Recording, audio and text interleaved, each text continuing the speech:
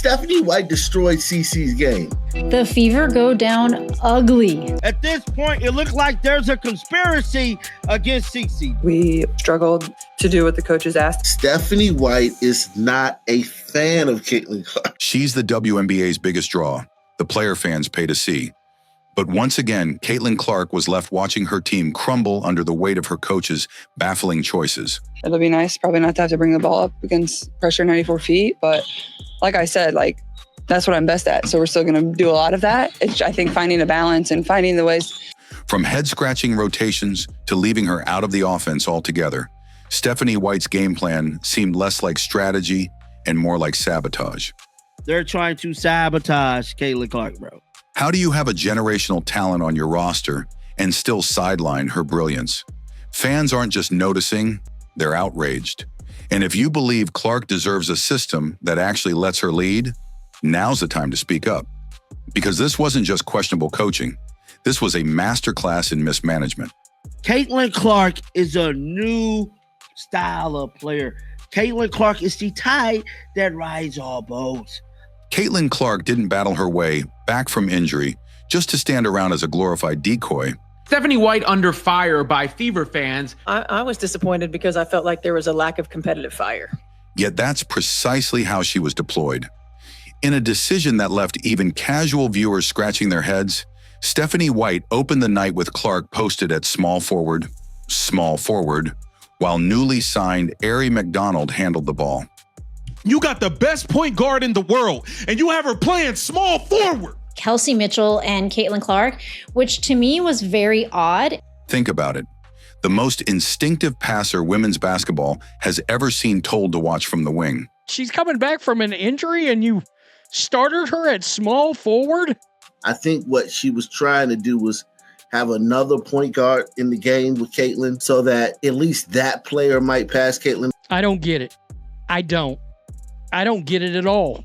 White tried to sell the lineup shuffle as a way to ease pressure, but Clark's measured reply betrayed her.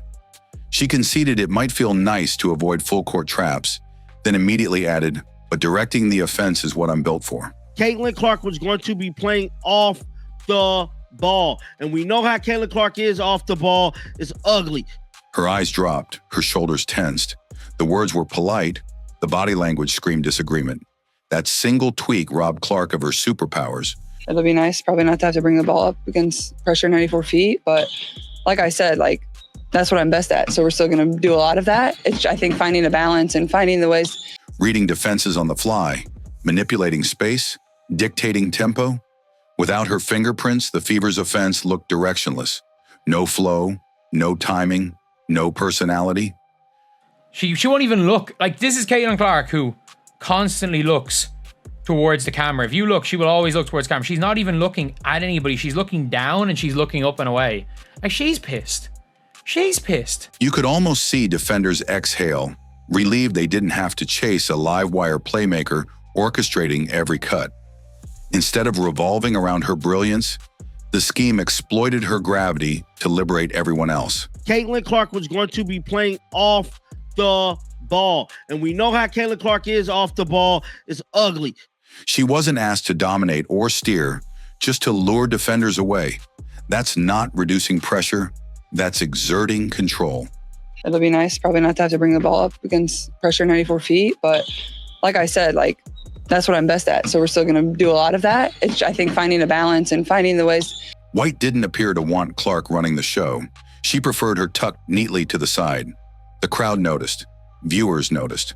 Most importantly, Clark noticed. And the scoreboard confirmed what everyone sensed. I mean, it'll be nice probably not to have to bring the ball up against pressure 94 feet. But like I said, she won't even look. This is Caitlin Clark, who constantly looks towards the camera. If you look, she will always look towards the camera. She's not even looking at anybody. She's looking down and she's looking up and away. She's pissed. She's pissed. Sidelining a generational floor general is more than a tactical blunder. It's competitive malpractice.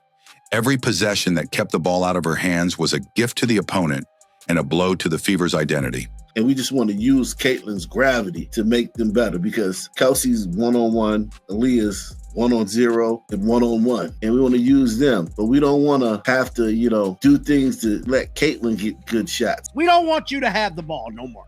That's what it's looking like. You can't run a successful offense by freezing out your best weapon. But that's exactly what Indiana did to Caitlin Clark. Over and over again, she found herself wide open, arms raised, ready to make a play, only to be ignored. They have freaking Caitlin Clark on their team. No one ever passes the ball. This wasn't a case of suffocating defense or double teams. This was her own teammates looking her off, running their own sets, and leaving the league's biggest playmaker stranded on the perimeter. What made it worse was the lack of structure. There were no creative actions to get her open. Caitlin Clark was going to be playing off the ball. And we know how Caitlin Clark is off the ball. It's ugly. No staggered screens, no backdoor slips, no design curls or flare sets. It was as if the game plan had one glaring omission. It'll be nice probably not to have to bring the ball up against pressure 94 feet. But like I said, that's what I'm best at. So we're still going to do a lot of that. It's, I think, finding a balance and finding the ways. Involve Caitlin Clark. And when she did finally get the ball, it was usually late in the shot clock, off rhythm, and with no spacing to operate. And I can just tell from her countenance and the things she said, the game plan for tomorrow is a Stephanie White disaster class. I mean, it'll be nice probably not to have to bring the ball up against pressure 94 feet. But like I said, she won't even look. This is Caitlin Clark who constantly looks towards the camera. If you look, she will always look towards the camera. She's not even looking at anybody. She's looking down and she's looking up and away. She's pissed. She's pissed. The scheme didn't just sideline her, it buried her. Clark isn't just a shooter, she's a visionary. She sees plays before they develop, can thread impossible passes, and creates gravity that warps an entire defense. But when she's used as a spot-up shooter or a floor spacer, all of that magic goes to waste. In one sequence, she sprinted through 3 off-ball screens, created space, and was left wide open at the arc. Stephanie White wants to play slow. She wants Caitlin to be a decoy, and she wants to feature Kelsey Mitchell and Aaliyah Boston. Only for her teammate to ignore her completely and force a low-percentage drive into traffic. It happened again and again. This isn't about chemistry anymore. It's a systemic flaw in how Stephanie White runs the offense. Most coaches build schemes that elevate their stars. Indiana's system does the opposite. It dilutes Clark's impact and forces her into the background. It's not just ineffective, it's demoralizing. And that's where the long-term damage begins. And we just want to use Caitlin's gravity to make them better because Kelsey's 1-on-1, Aaliyah's 1-on-0 and 1-on-1. And we want to use them. But we don't want to have to, do things to let Caitlin get good shots. Clark's rhythm disappears. Her influence fades. Her confidence can start to erode. Not because she's missing shots, but because she's not even allowed to take them. This isn't a developmental phase. And we just want to use Caitlin's gravity to make them better because Kelsey's 1-on-1, Aaliyah's 1-on-0 and 1-on-1. And we want to use them. But we don't want to have to, do things to let Caitlin get good shots. We don't want you to have the ball no more. That's what it's looking like. This is a franchise wasting the rarest kind of talent by treating her like a decoy instead of the leader she's proven herself to be. The message is clear. If the Fever continue to run an offense that sidelines Clark, they're not just losing games. They're losing the very thing that made them matter in the first place. They is trapping Caitlin. Now, we can't say that they ain't trapping her because they trapping her, bro. They trapping her, full court press trapping her. But guys, it's always 3-on-5 when you're trapping. If you didn't know any better, you think Caitlin Clark was just another bench player based on how she was managed in this game. But this wasn't about easing her back from injury or giving others a chance to shine. This was about poor decision-making from the top down. She's got shooters everywhere. Caitlin Clark, Kelsey Mitchell, we know right there, 2 real shooters. Lexi Hall, another real shooter. She never runs any setups for them. I never see anything that looks like a calculated catch the ball, pop and shot. The most glaring example? Stephanie White pulled Clark, Aaliyah Boston, and Natasha Howard off the floor at the same time. all three, together. What followed was predictable. The Valkyries exploded with a 9-0 run, then another, and then a crushing 12-1 stretch. The Fever had no anchor, no leadership, and no answer. The game spiraled, and Clark watched from the bench. Do I think she got one open shot? Now, remember, I missed the first quarter. One shot created for her? No. The open shot I saw was from 30 feet. Even when she was on the court, the mismanagement continued. She was once again forced to play small forward, surrounded by ball-dominant guards who froze her out of possessions. Arie McDonald, who wasn't even part of the roster weeks ago, ran the point and dominated crunch time touches. Meanwhile, Clark, arguably the best decision-maker on the team, was setting screens instead of directing the offense. She's a net neutral in their current system. Caitlin is absolutely a net neutral. Kelsey Mitchell took wild contested shots. Natasha Howard clogged the lane, killing spacing. And through it all, Stephanie White just let it happen.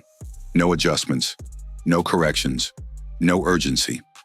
Clark got cold early because nothing was run for her. I was disappointed because I felt like there was a lack of competitive fire. With the exception of about 2 5-minute spurts, our attention to detail was poor. I'm not sure if it's not knowing the game plan as much as, because if it's not knowing the game plan, then that's a whole nother conversation, as much as not executing the game plan. Our attention to detail, undisciplined. I felt like our energy and our competitive fire was not there, and that's disappointing. In transition, where she thrives, she was barely used. And just when she started heating up, draining a deep three and energizing the floor, White called timeout and subbed her out again. It's become a pattern. Every time Clark builds momentum, it gets shut down. When she starts cooking, she's pulled.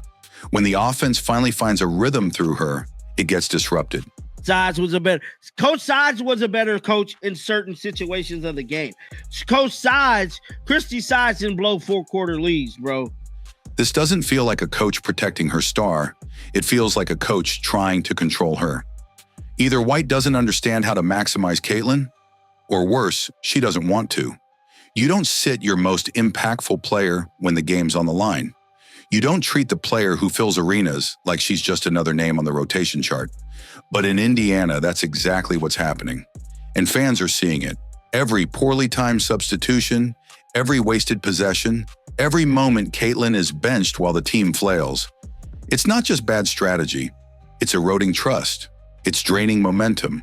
And it's pushing one of the brightest stars in basketball further and further from where she belongs, leading the charge. There was 9-0 runs in this game by the Valkyries, and a 12-1 run in this game by the Valkyries. There's a limit to how much a competitor like Caitlin Clark can take, and that limit is rapidly approaching. You can see it in every forced smile, every clipped post-game answer, every time she looks away from a reporter's question. She's not just frustrated, she's exhausted. Emotionally, mentally, and professionally worn down by a system that continues to treat her like a background character instead of the franchise player she is. Against the Valkyries, that frustration boiled over, not in words, but in the silence. You fall back on your training, just like anybody, just like a soldier. On fast breaks, she ran alone. On set plays, she came off screens with hands ready, only to be ignored. She was open, she was working, but no one seemed interested in giving her the ball. It's not that she underperformed, it's that she was actively sidelined. And when your star player is isolated by her own team, it stops being about performance. It becomes a crisis. This isn't about one game. Arie McDonald wasn't on a roster. Today she started and played a team-leading 18 minutes. It's a pattern, a team identity forming around exclusion rather than empowerment. Fans aren't just noticing, they're connecting the dots. They see the missed opportunities, the weird substitutions, the refusal to give Clark control. She's a net neutral in their current system. Caitlin is absolutely a net neutral. And they're starting to ask the hard questions. Is this about strategy or about ego? Because what's happening in Indiana looks more like a power struggle than a development plan. On one side, you have Caitlin Clark, the face of women's basketball. I was disappointed because I felt like there was a lack of competitive fire. With the exception of about 2 5-minute spurts. Our attention to detail was poor. I'm not sure if it's not knowing the game plan as much as, because if it's not knowing the game plan, then that's a whole nother conversation, as much as not executing the game plan. Our attention to detail, undisciplined. I felt like our energy and our competitive fire was not there, and that's disappointing. The reason for record viewership and the spark that brought the Fever back into national relevance. On the other, Stephanie White, a coach is sticking to a rigid system that clearly doesn't work with the talent she has. And that leaves the franchise in a dangerous spot. They can evolve and build around their generational player, or they can watch the situation deteriorate even further. Coach Sides was a better coach in certain situations of the game. Christy Sides didn't blow 4-quarter leads, bro. Because Clark isn't just being misused, she's being demoralized. Every time she's passed over, every time the system neutralizes her strengths, every time she's benched during key runs, the message becomes clearer. This isn't about winning, it's about control. Even when she scores, even when she sparks a run, it's cut short by a timeout, by a substitution, or by a shift in play that shuts her out again. There was 2, count them 2, 1, 2, 9-0 runs in this game by the Valkyries, and a 12-1 run in this game by the Valkyries. It's not coincidence, it's a pattern. And patterns like this don't just cost games, they cost trust in teammates, in coaches, in the organization. The longer this continues, the more damage it does, not just to morale, but to the team's future. Because no player, no matter how loyal or composed, will tolerate being boxed in forever. And when the most promising star in the league starts questioning her role, her fit, or her future, you've got a full-blown crisis on your hands. Stephanie White takes Clark off and slows it down again. White is clueless as a coach. She makes the Fever hard to watch. Stephanie White is looking real smooth criminal today. What's happening to Caitlin Clark isn't just confined to the court. It's spilling everywhere, into headlines, social media comment sections, and even locker room dynamics. The tension has reached a boiling point, and it's no longer just about bad coaching. Even looking at Caitlin Clark's reaction here, like she's pissed as well. It's about a growing divide between the face of the franchise and the one making the calls from the sideline. Analysts are calling it out. They've watched the film, read between the lines in press conferences, and seen the body language shift in real time. And they're asking what fans have been yelling all season. Why is Caitlin Clark being minimized by her own coach? Was working a little better for Caitlin. She hit this really long one right here. Later in the game, this was while the game was still and Thornton hits a 3.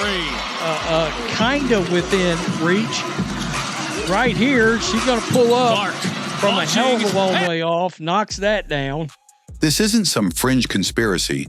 It's backed by substitution charts, missed rotations, and visible frustration. The numbers don't lie. The film doesn't lie. And Clark's demeanor? That says even more. Fans are furious. Every Indiana Fever post is flooded with comments demanding change, criticizing Stephanie White, pleading for plays that actually involve Clark. Disasters of a basketball take place in Indiana. Stephanie White destroyed CeCe's game. At this point, it looked like there's a conspiracy against CeCe. She just completely eliminated Caitlin. It felt good to be out there. I thought we started really well. I thought we were competitive. I thought we played with energy. We struggled to do what the coaches asked. Stephanie White is not a fan of Caitlin Clark. The Fever got blown out. The CeCe effect. Begging the organization to wake up. These aren't casual observers. These are die-hard supporters who buy tickets to watch Clark warm up, who tune in to see her take over games, not drift aimlessly while others hog the spotlight. And yet the coaching staff remains unmoved. Stephanie White still talks about development and balance as if the strategy isn't collapsing in real time. Meanwhile, Clark's reactions, once subtle, Stephanie White is the official coach of the Indiana Fever. Caitlin Clark even posted about it on her Instagram. Are becoming harder to miss. The eye rolls, the stillness on the bench, the lack of engagement during timeouts. She's trying to stay professional, But the disconnect is impossible to ignore. Even her teammates seem caught in the crossfire. There's an energy gap on the floor, a tension that seeps into huddles. The Fever are not cutthroat like that. They're not going to fire. They're going to give her 2 years. Stephanie White's getting 2 years. Mark my word. She's getting 2 years. We know she's going to screw it up.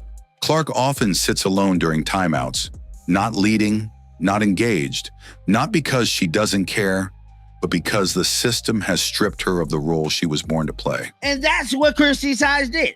You know what? We're going to give you back the ball, and we're just going to let you cook. There's no synergy, no spark, just confusion and silence. And make no mistake, this is bigger than basketball. Caitlin Clark didn't just raise the profile of the Fever, she lifted the entire league. She brought in new fans, packed arenas, and turned every game into a national conversation. At this point, it looked like there's a conspiracy against Cece, the Indiana Fever front office, and the depiction of Caitlin Clark to her fans. But instead of capitalizing on that momentum, the Fever are squandering it with a game plan that sidelines their biggest asset. Every game now feels like a referendum on Clark's usage, on White's leadership, on the direction of the franchise. If things don't change, the backlash will only grow. You have to make a choice.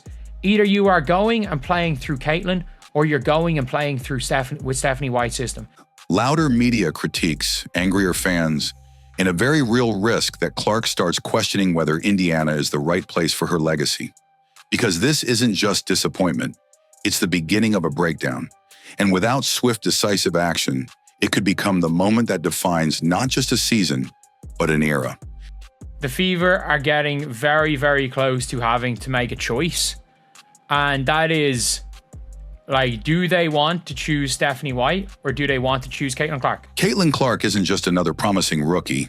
She's a once-in-a-generation talent who's already transformed the WNBA spotlight. But right now, instead of being elevated, she's being held back. Stephanie White is the official coach of the Indiana Fever. Caitlin Clark even posted about it on her Instagram. Game after game, we're watching her potential stifled by questionable coaching, flawed rotations, and a system that refuses to let her lead. The Valkyries are better than the Fever as an expansion team. This isn't about needing time to adjust or grow. This is about a team failing to recognize and respect the power of the player they have. You have to coach that next game like it's the WNBA championship. If the Indiana Fever are serious about winning, if they want to keep their star player invested, they need to stop sidelining her and start building around her. Completely outcoached, terrible scheme, no defense. This was an absolute embarrassment. Because fans aren't just watching the scoreboard. They're watching how this team treats its future. And if things continue down this path, the damage may become irreversible. Caitlin Clark is the driving force behind the WNBA success, women's basketball success. Doing massive, massive business for a league that has no track record of it. Caitlin Clark has changed the game. She changed it in college and in the WNBA. Caitlin Clark has captivated the nation, breaking scoring records in college and bringing women's basketball to a whole new audience. She is a phenomenon. Caitlin Clark didn't come to the WNBA to be silenced. She came to take over. And right now it's time for Indiana to choose. Unleash her or lose her.